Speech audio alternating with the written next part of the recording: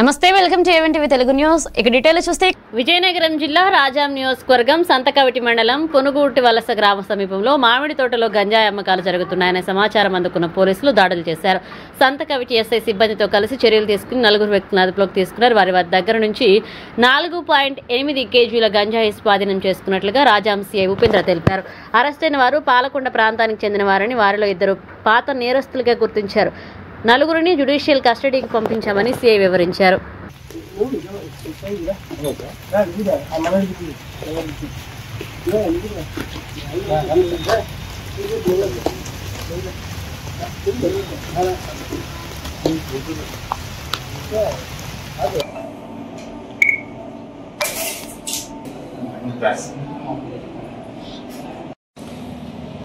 నేను Rajam rural C ఉపేంద్రాన్ని.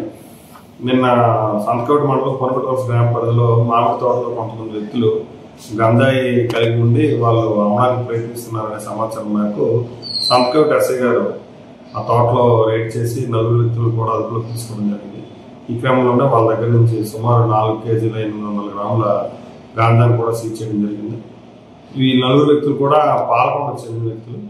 వీళ్ళు ఇక్కడికి వచ్చి స్టూడెంట్స్కి అమ్మే ప్రయత్నం చేస్తుండగా అదుపులోకి తీసుకోవడం జరిగింది.